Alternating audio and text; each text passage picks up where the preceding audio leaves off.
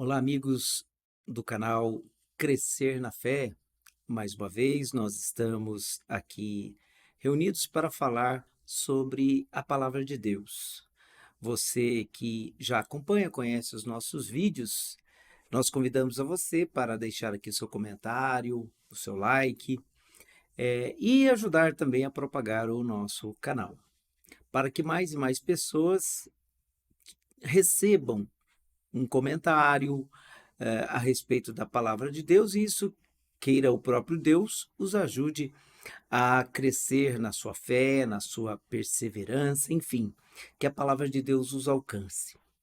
Se você é novo por aqui, está chegando também, e porventura gostar dos nossos conteúdos, se inscreva e também participe, acompanhando e comentando aí os nossos vídeos.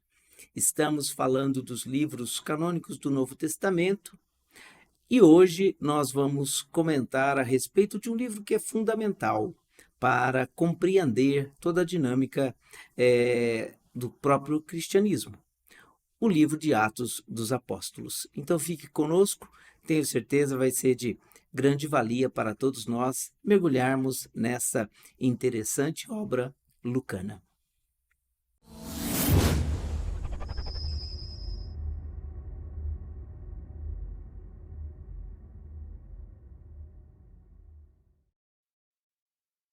E então, para falarmos hoje sobre o livro de Atos, nada melhor do que pedirmos a ação do Espírito Santo de Deus, a quem Lucas, neste livro, vai trazer muitas referências. Haja vista esse próprio livro ser considerado também um evangelho, mas o evangelho do Espírito, onde o protagonismo do Espírito Santo é evidenciado de forma muito marcante. Portanto, vamos juntos pedir a este mesmo Espírito que nos ajude a compreender, a receber e a beber desta fonte sagrada, que também é o livro de Atos dos Apóstolos. Rezemos juntos. Em nome do Pai, do Filho e do Espírito Santo. Amém. Vinde, Espírito Santo, e enchei os corações dos vossos fiéis. Acendei neles o fogo do vosso amor. Enviai o vosso Espírito, e tudo será criado, e renovareis a face da terra. Oremos, Deus, que instruístes os corações dos vossos fiéis com a luz do Espírito Santo.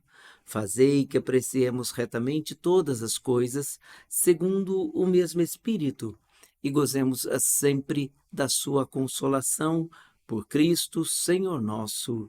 Amém. Ave Maria, cheia de graça, o Senhor é convosco. Bendita sois vós entre as mulheres, e bendito é o fruto do vosso ventre, Jesus.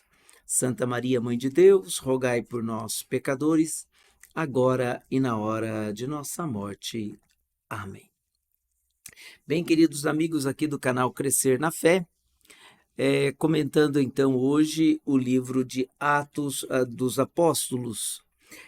O livro de Atos dos Apóstolos é atribuído ao nosso conhecido autor sagrado Lucas, ou São Lucas, não é? Porque ele também, sem sombra de dúvida, foi o autor do Evangelho, que também leva o seu nome. E o que faz entendermos que essa obra é de um mesmo autor, não é? O estilo, a linguagem, a forma como são abordados os assuntos e também a própria introdução, onde ele é muito semelhante ao escrito do Evangelho, ele nos traz a razão pela qual também ele vai escrever este livro. E começa dizendo assim, no seu prólogo: fiz meu primeiro relato, ó Teófilo, a respeito de todas as coisas que Jesus fez e ensinou desde o começo, até o dia em que foi arrebatado ao céu, depois de ter dado instruções aos apóstolos que escolhera sob a ação do Espírito Santo. Ainda a eles apresentou-se vivo depois de sua paixão, com muitas provas incontestáveis. Durante 40 dias apareceu-lhes e lhes falou do que concerne ao reino de Deus. Então, no decurso de uma refeição com eles, ordenou-lhes que não se afastassem de Jerusalém, mas que aguardassem a promessa do Pai, a qual, disse ele, ouvistes de minha boca. Pois João batizou com água, mas vós sereis batizados com o Espírito Santo dentro de poucos dias. Então veja, essa introdução, esse prólogo do livro de Atos, na verdade é bem parecido com a introdução, o prólogo do seu evangelho. Aliás, essa obra, na sua originalidade, ela era composta basicamente de uma obra só. Não existia essa divisão entre o Evangelho e Atos, conforme nós temos na nossa Bíblia hoje.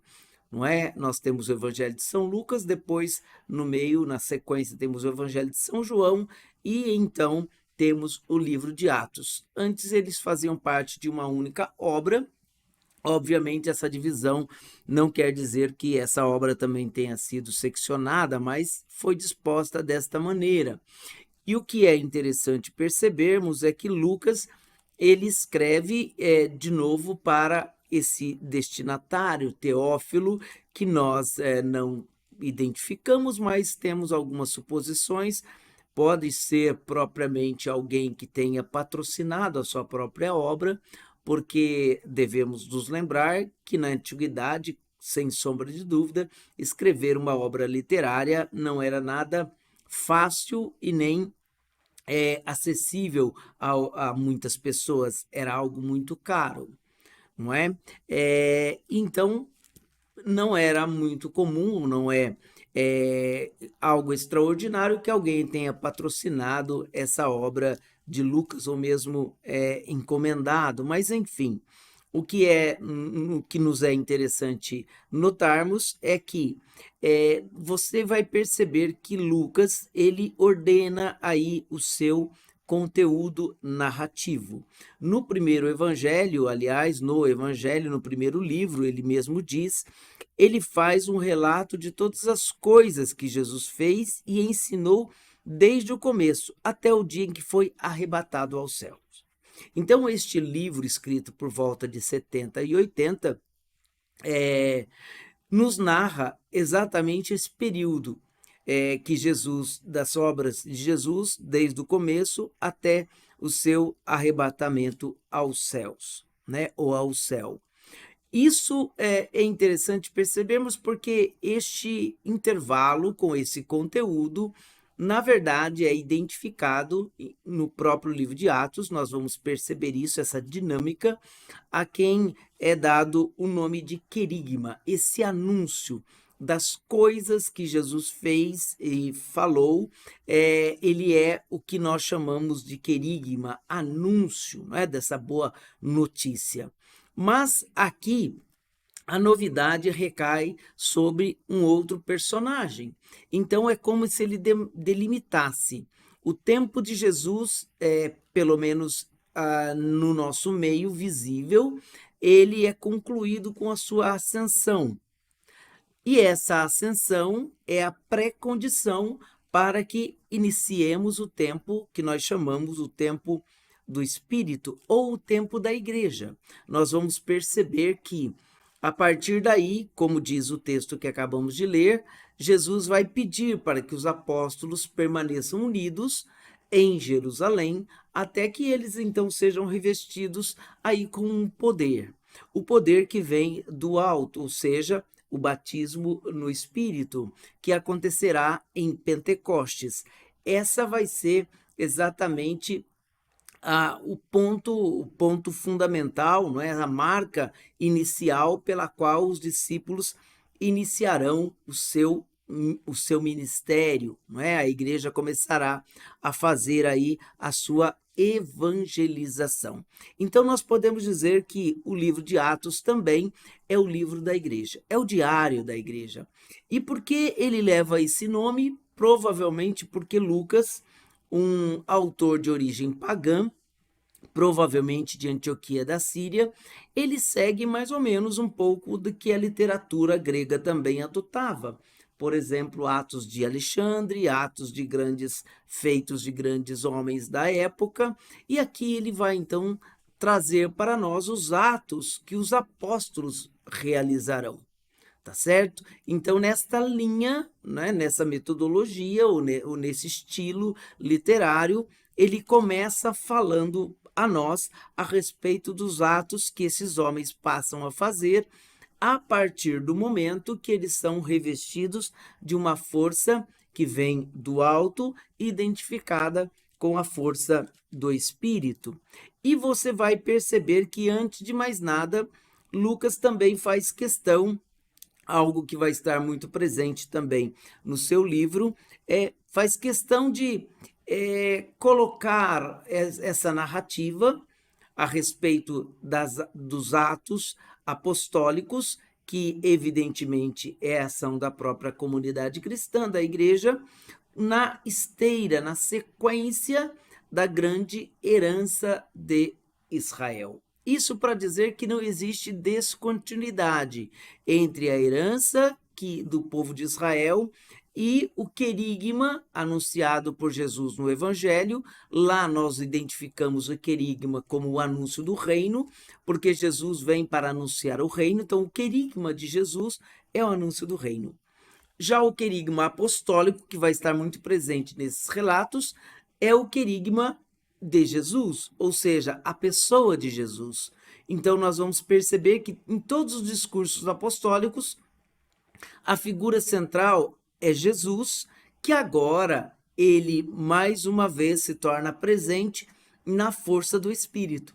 Então daí a necessidade de se experimentar ou passar pelo chamado batismo no Espírito, através do qual as pessoas ingressarão nessa novidade que é o reino de Deus e, portanto, nesta intimidade, nessa comunicação com Jesus e com o Pai.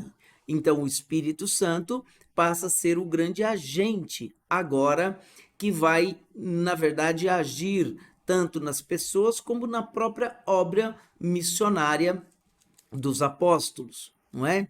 Então, por isso que nós encontramos uma identificação do livro de Atos como também um segundo evangelho de Lucas. O primeiro é o evangelho de Jesus e o segundo seria o evangelho do Espírito Santo. E aí nós percebemos que a primeira coisa que vai ocupar a preocupação desta comunidade é exatamente uma lacuna que foi deixada por Judas, que fazia parte dos 12 e pelo contexto que nós já conhecemos, pela sua traição a Jesus, pelo seu desespero e enforcamento que o próprio texto vai nos falar, ele vai ser substituído por alguém para recompor o grupo dos 12, para dizer que, mesmo esta novidade que nos é trazida por Jesus através da edificação do reino de Deus, depois da ação do Espírito Santo, isso não interrompe a tradição israelita. Muito pelo contrário, ela é recomposta por Matias, e aí então as 12 tribos de Israel, que na verdade agora é a nova comunidade dos cristãos, ela está novamente recomposta. Aliás, no início deste tempo da igreja, e Atos vai nos deixar muito bem claro isso, ainda não existia essa identificação dos discípulos que pertenciam então a essa nova fé, vamos dizer assim, ou essa nova dinâmica, esse novo tempo, como cristãos. Aliás, esse nome ou essa denominação, eles só receberão, só será utilizada em Antioquia durante as missões de Paulo, porque no começo, na verdade, não havia essa distinção, e eles eram então chamados aí inicialmente discípulos do caminho. Mas Atos dos Apóstolos, nós podemos dizer que ele se divide em duas grandes partes, não é? A primeira parte, que vai do capítulo 1 ao capítulo 12, nós vamos perceber que os atos se concentram ao redor dos apóstolos, mas a figura de primeiro plano é Pedro. Ou seja, Pedro ele vai ocupar um lugar de destaque neste livro. Poderíamos até dizer que seriam os Atos de Pedro, nesses 12 primeiros capítulos, que, aliás, ele termina exatamente com a libertação do apóstolo Pedro, quando estava na prisão, miraculosamente, e ele volta então para a comunidade, e ele se reencontra com os seus e avisa que Deus então o havia libertado aí das mãos, evidentemente, dos romanos e tudo mais. E Pedro então simplesmente desaparece na narrativa. Ele avisa os seus irmãos e diz o texto que ele vai para outro lugar. A partir daí nós temos a figura que reaparece. Ela já aparece no capítulo 9, mas agora ela reaparece no capítulo 13 como a grande figura também deste livro, ou seja, o apóstolo Paulo, que vai ter uma trajetória toda especial, toda interessante, muito particular, porque Paulo também era alguém que não conhece Jesus. Ele vai fazer a experiência do ressuscitado. E a partir desta experiência que ele fará no caminho de Damasco, reorganiza ou reorienta toda a sua vida, inclusive toda a sua fé. Essa fé radicada no seu povo hebreu, não é isso?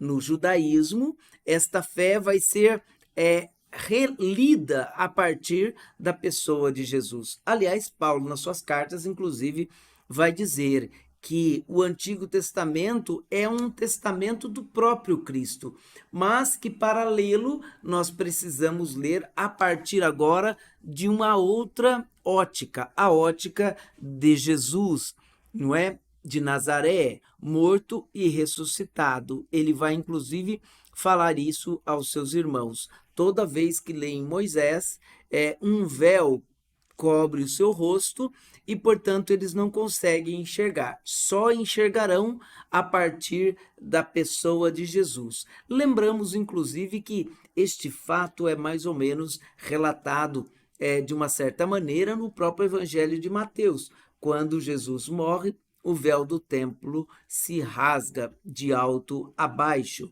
ou seja, é Jesus que tira o véu que nos impede de ver, de enxergar exatamente a sua presença dentro de toda essa história da salvação.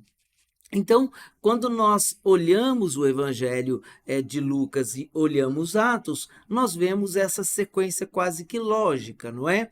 Jesus que anuncia o reino através de suas palavras e ações, e depois, na sequência, após a sua ascensão, não é? Nós temos aí o início da pregação apostólica, o querigma apostólico. Interessante também no livro de Atos de percebermos que Lucas muitas vezes narra as suas experiências, né, num pronome plural, no nós, como que para dizer que ele participa aí dessas ações. Então ele seria também uma testemunha ocular dos fatos. Embora isso não se possa ter como algo indubitável, né? Ou seja, nós podemos ainda imaginar que esse nós não se refira exatamente a Lucas, mas, por exemplo, a Silas, que Lucas talvez estivesse ouvindo a narrativa, ele apresenta também no seu livro. Mas fato é que este livro é tão importante que sem ele nós não teríamos pelo menos a visão da dinâmica do início do cristianismo, como a comunidade se estruturava, ou pelo menos qual era o ideal dessa vida comunitária, que no capítulo 2 de Atos é descrito de forma tão, talvez até utópica para nós, não é? Tinham tudo em comum, partilhavam os seus bens, não é? Eram assíduos à oração, à doutrina dos apóstolos, enfim,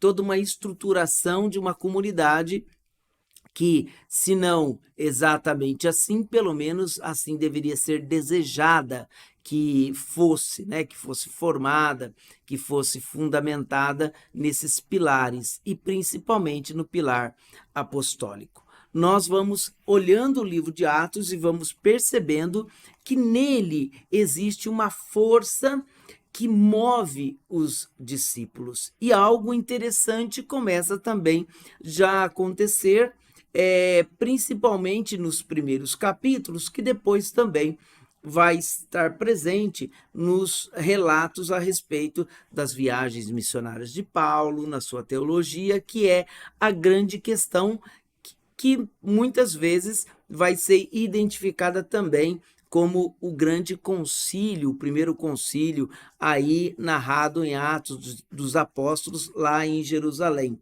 embora não seja muito apropriado usar esse termo para esta ocasião, mas fato é que a grande questão que se apresenta para esta comunidade primitiva é a fé ou essa graça, a adesão à salvação, ela é restrita ao povo de Israel ou ela também o é aos pagãos, aos outros povos? E aí nós temos uma figura muito interessante no livro de Atos, ao lado de Pedro, quando a pregação começa a acontecer. Filipe.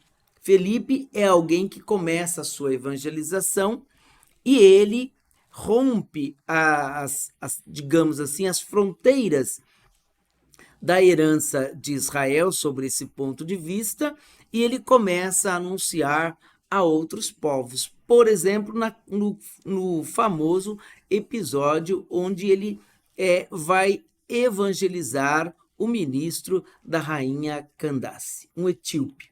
Ou seja, alguém que não está vivendo e não é da mesma herança de Israel, mas ele tem acesso, ele começa a ler alguns livros, alguns conteúdos, e ele pega, por exemplo, o livro do profeta Isaías, e quando então enquanto ele está lendo, diz o texto de Atos, que o Espírito Santo leva Filipe até ele, e Filipe então vai lhe perguntar se ele entende o que ele está lendo, e ele então tem aquele diálogo dizendo, olha, eu não sei, porque eu não sei de quem o autor está falando, e Filipe então começa a evangelizá-lo, ou seja, a pregar a ele o querigma a respeito de Jesus Cristo, que depois vai culminar com o batismo, e o etíope, inclusive, vai desejar este batismo.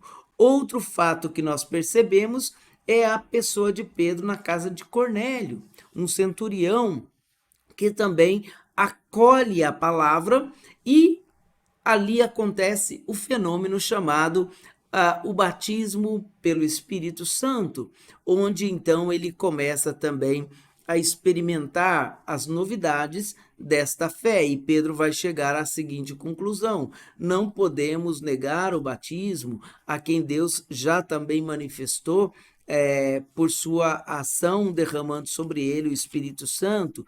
E aí Pedro então se torna o chanceler, vamos dizer assim, desta fé, que começa a ganhar contornos de universalidade, porque a partir do anúncio dos outros apóstolos, a confirmação dessa fé nascente em outras localidades, que não a igreja de Jerusalém e a outras pessoas, famílias e povos, ela vai ser confirmada por um gesto muito significativo, a imposição de mãos dos apóstolos e principalmente de Pedro, confirmando esta novidade que se é apresentada aos outros povos.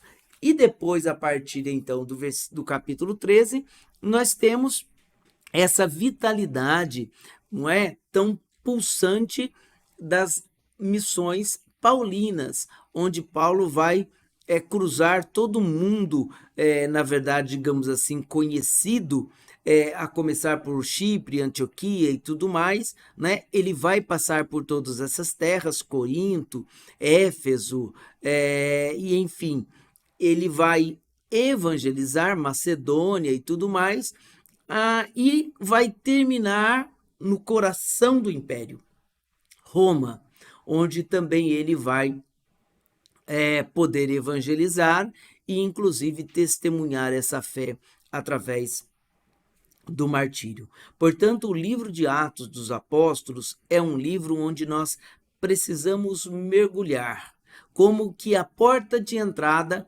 para entender um pouco mais como é que nasce essa fé da qual hoje nós somos herdeiros. Atos dos Apóstolos, no fundo, é um pouco o diário da igreja. Não na sua literalidade, mas pelo menos em grande parte, né? Nós vamos ter aí o relato da dinâmica desta fé que nasce e ela vai ganhando contornos, não é? Vai ganhando novos horizontes, como, por exemplo, acabamos de falar, o mundo pagão, o mundo helênico, é representado aí na figura principalmente de Filipe, e depois também nós vamos perceber que esta fé ela vai estar alicerçada na força do Espírito, que vai ser invencível. Não é? Os apóstolos, então, até então, medrosos, receosos, fechados por medo dos judeus, no primeiro momento que Pentecostes acontece, as portas da igreja se abrem e Pedro, então, naquele primeiro discurso, ele faz um anúncio após vindo do mundo inteiro para mostrar que esta nova fé ela está destinada a alcançar os confins do mundo, fazendo eco à voz do mestre que havia dito: ide por todo o mundo e pregai o evangelho a toda a criatura, a começar por Jerusalém, Samaria e até os confins do mundo.